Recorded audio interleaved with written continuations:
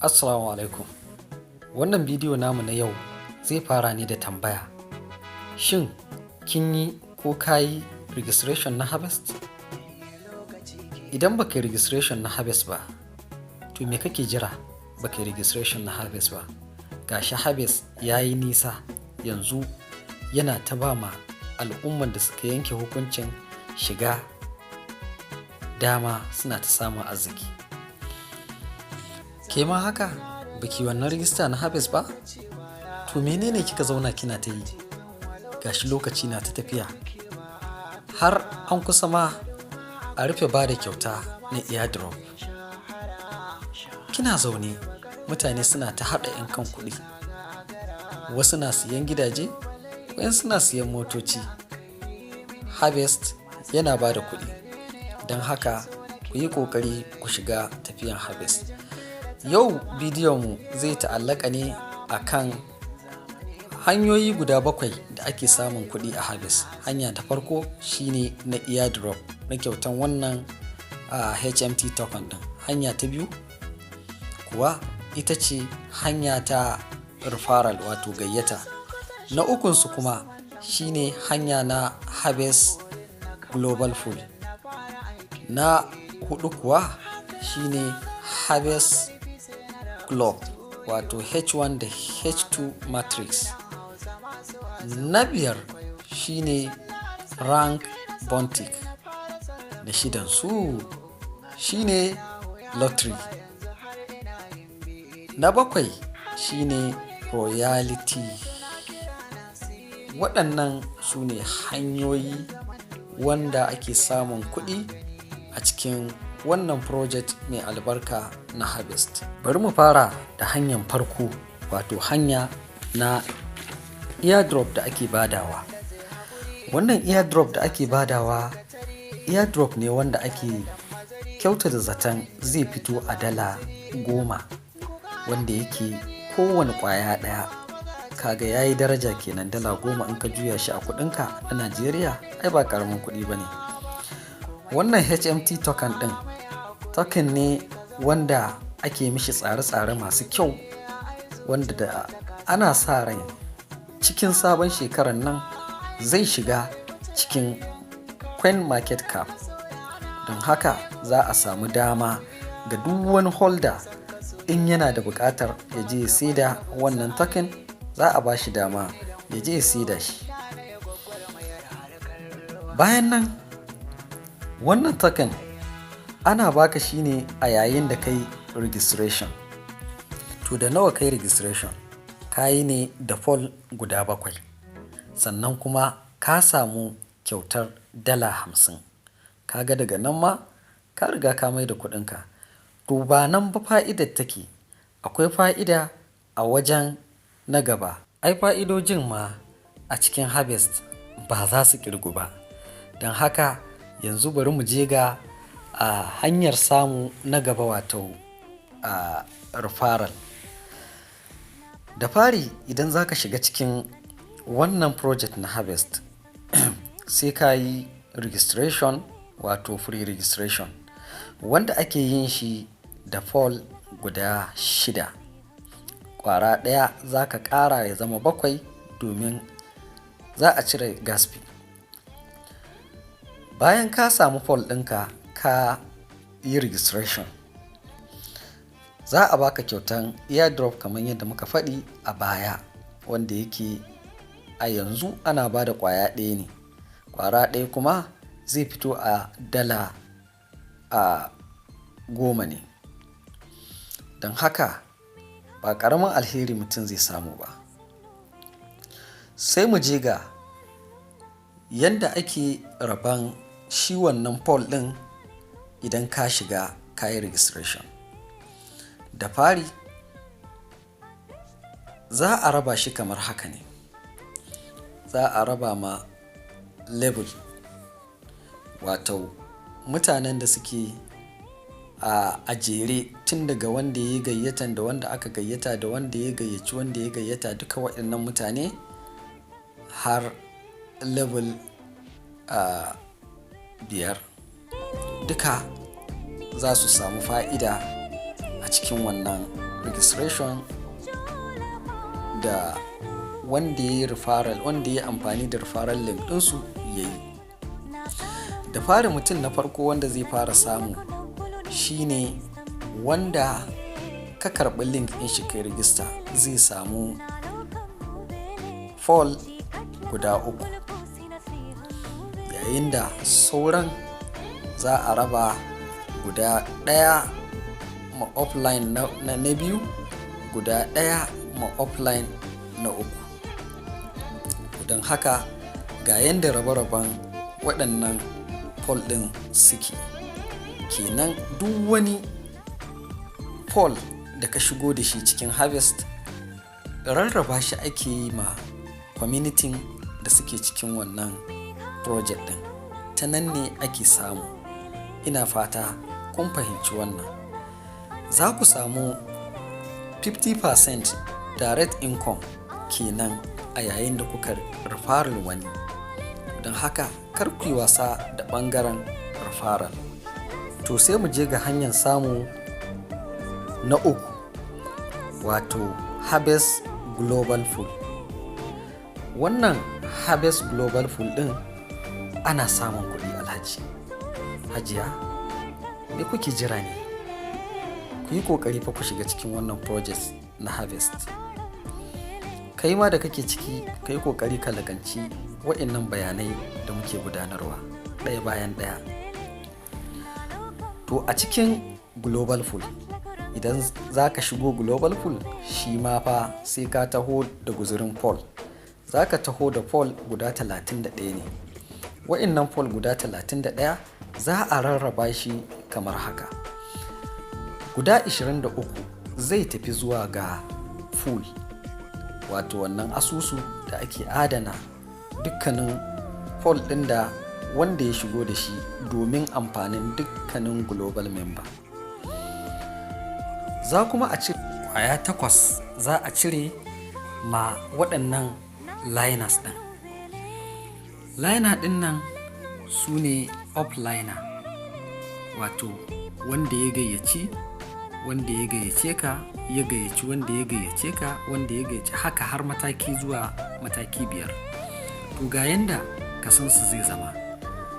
Level na farko zai amfana da 40%, level na biyu zai amfana da 20%, yayin da level na 3 shi ma 20%, sai kuma level na 4 da na 5 su kuma 10%. Kowa zai amfana da shi. To yanzu bari mu je mu ga yanda tsarin fa'idojin da za ka iya cirewa a cikin kowane pool, mu ga yaya abin yake, mu bayyana muku ɗaya bayan ɗaya. A wannan PDF ɗin da kuke gani, za ku ga rubutu kamar haka. Akwai inda aka sa pool, akwai inda aka sa global partner, akwai inda aka sa direct, akwai inda aka sa profit, sai kuma direct, sai kuma closing hour. To za mu yi bayani akan waɗannan ɓangarori gaba ɗaya. To masha Allah, ga bayanin kamar haka. Inda kaga an sa pool, wato nan ne gidauniyar inda ake tara waɗannan pool. Sai kuma inda an sa global partner, nan ne ake tara maka global partner ɗinka. Sai kuma inda kaga an sa direct, wato nan ne inda duk wani direct ɗinka ya taho, ana so ya cika wannan ka'idan, ya baka wannan daman ka cika wannan ka'ida, ka buɗe poll ɗin nan. To sai kuma wuri na 3 inda aka sa profit, wato fa'ida ko ribar da za ka fitar a yayin da ka buɗe kowane pool. Sai kuma close hour, wato shi wannan close hour ɗin shi ne lokaci wanda za a baka timer, ya baka dama bayan ka taɓa timer ɗin, idan timer ya gama counting, ya baka dama kai claiming. An yi haka saboda a ɗan ba da gap ma kowane pool da za ka cire wani abu a ciki. To wannan kenan. To idan muka dawo ɓangaren da ake cika ƙa'ida domin amfana da pool, shi kuma ga yanda tsarin yake. Pool 1 system zai ajiye maka mutane 10 sai ya baka fa'ida, ya baka dama ka nemo mutane direct mutum ɗaya wanda zai baka dama ka cire poll guda 9.9. Pool 2 shi kuma mutum 20 ne a global partner. Kai kuma za ka kawo direct mutum ɗaya, ƙarin mutum ɗaya. Sai ka cire poll guda 16.5. Close hour ɗinsa shi ne 30 minutes a yayin da timer yake reading. Shi kuma na pool 1 5 minutes ne. Da zaran ya gama zai baka dama kai claiming. Sai kuma a pool 3 wanda yake global partner ana da buƙatar ya kai 40. Kai kuma direct ɗinka za ka ƙaro mutum 2. Sai ka cire poll na riba guda 33. A wannan ɓangaren kana da buƙatar awa ɗaya kafin kai claiming.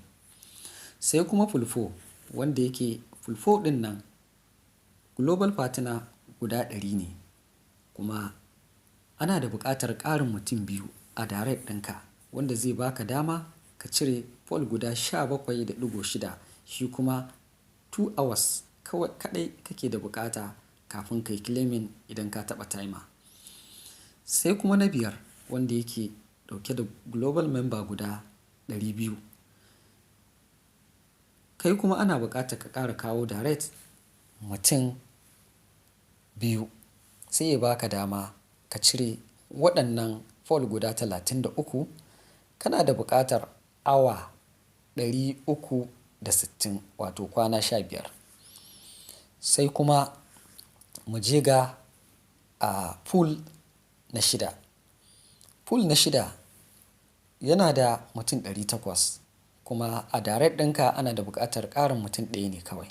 Da zaran ka kawo wannan mutum ɗayan za ka samu nasara da dama na cire poll guda 44. Sannan kuma a close hour 384 hours. Wannan kenan. Sai kuma mu je ga pool 7 kuma shi ana da buƙatar global partner mutum 1,500 wanda a direct ɗinka ƙarin mutum 1 kawai ake buƙata sai ya baka dama wanda za ka cire poll guda 66. Closing hour shi 408.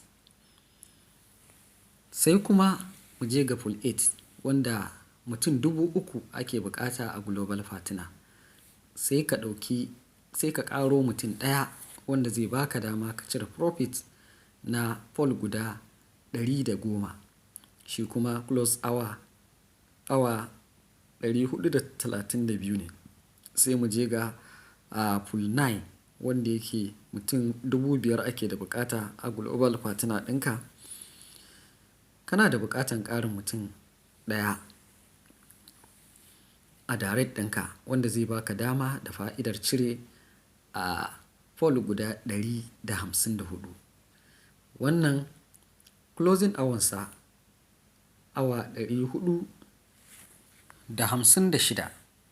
Sai mu je ga na ƙarshe wato pool 10 wanda shi kuma ana buƙatar global partner mutum 9,000. Sai kana da buƙatar ƙarin direct ɗinka guda 1 wanda zai baka dama ka cire poll guda 330. Sai kuma closing hour 480. Wannan su ne yanda wannan tsari yake.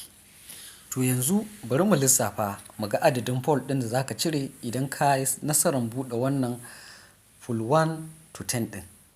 Za ka samu poll guda 840 wato ba 840, 814 shi ne adadin poll ɗin da za ka samu. Yayin da kuma total referral ɗinka mutum 13 ne za ka samu. Shi kuma total global member mutum 27,660. Wa'innan su ne, sannan awanni kuma da za ka ɗauka su ma wannan na baka dama ka lissafa wa'innan awannin. Bayan nan yanzu abinda za mu tafi shine za mu tafi ɓangare global na Harvest Club wato H1 da H2 matrix. Sai dai lokaci ya riga ya yi ƙure, don haka za mu haɗu a bidiyo na gaba.